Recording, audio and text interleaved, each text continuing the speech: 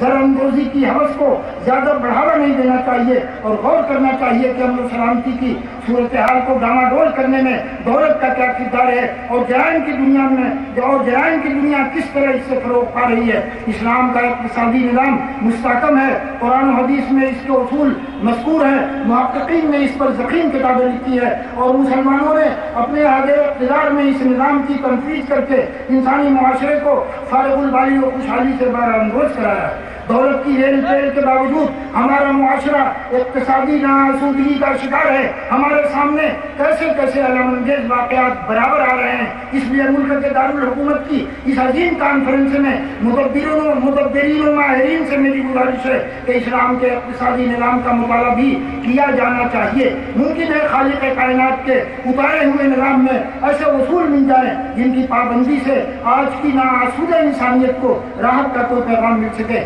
ماہرین اقتصاد اور اہل دانش کی نظر میں عالم اسلام و عرب کی وہ کوشش ضرور ہوگی جس پر وہاں کے ماہرین اقتصاد کی توجہ ہے۔ وہ لوگ برسوں سے غیر سودی بہن کاری کا تجربہ کر رہے ہیں۔ ہماری حکومت اور ہمارے موجودہ وزیر اعظم جن کا اقتصادی دنیا میں شہرہ ہے مذکورہ کوشش کو بخوبی جانتے ہیں۔ اگر مالیات سے متعلق دنیا بھر کے لوگ مل کر اقدام کریں تو یقیناً سود کی لعنت سے دنیا کو بچایا جا سکتا ہے اور ایک صاف ستھرا مالیاتی نظام ہماری ضرورتوں کی تکمیل کر سکتا ہے۔ سود ایک کا لاکھوں کے لیے مرد مفادات دنیا سے۔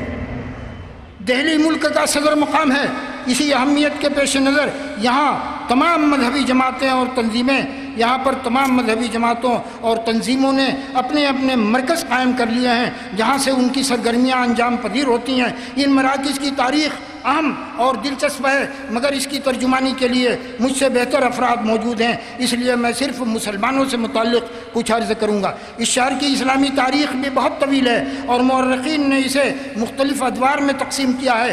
حکیم الامت شاہ ولی اللہ محدث دہلوی رحمہ اللہ سے پہلے کے عہد کو میں بنظر اختصار چھوڑتا ہوں چونکہ شاہ صاحب کے عہد ہی سے موجودہ دینی بیداری کا آغاز مانا جاتا ہے، اس لیے میں اسی عہد کی بعض خصوصیات کی جانب اشارہ کرنا چاہتا ہوں، اجمالی اشارہ کرنا چاہتا ہوں۔ شاہ صاحب ایک عبقری شخصیت کے مالک تھے، اسی لیے ان پر تحقیقی مطالعے کا سلسلہ آج بھی جاری ہے اور مسرت کی بات ہے کہ علی گڑھ مسلم یونیورسٹی کے شعبہ اسلامیات نے شاہ صاحب کی حیات اور کارناموں پر تحقیق کے لیے ایک مستقل ادارہ شاہ ولی اللہ انسٹیٹیوٹ کے نام سے قائم کیا ہے جس کے تحت مختلف سیمینار منعقد ہو چکے ہیں، کتابیں شائع ہوئی ہیں اور ہنوز یہ سلسلہ جاری ہے۔ ماہنامہ الفرقان لکھنؤ نے بھی بہت پہلے شاہ صاحب کی حیات و خدمات پر نمبر شائع کیا تھا۔ اسی طرح بعض اور اہم کتابیں منظر عام پر آ چکی ہیں جن سے شاہ صاحب کے مقام و مرتبے پر روشنی پڑتی ہے اور ان کے پیغام کی معنویت کا اندازہ ہوتا ہے۔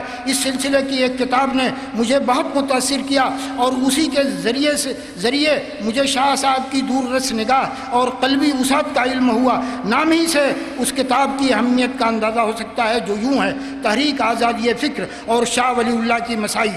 کسی کتاب کے مندرجات سے 100% اتفاق مشکل ہوتا ہے، من صنف استہدف، مگر مذکورہ کتاب میں شاہ صاحب کی فکر کو جس طرح نکھارا گیا ہے اور مسلمانوں کی مذہبی حالت کا جو تجزیہ کیا گیا ہے وہ قابل توجہ ہے۔ شاہ صاحب کو اللہ تعالیٰ نے مسلمانوں کے حد زوال میں پیدا کیا تھا، لیکن ان کو ایک شاداب ذہن اور قوی حوصلہ عطا فرمایا تھا۔ اس لیے شاہ صاحب نے امت کے عہد زوال میں بھی اس کے لیے عروج و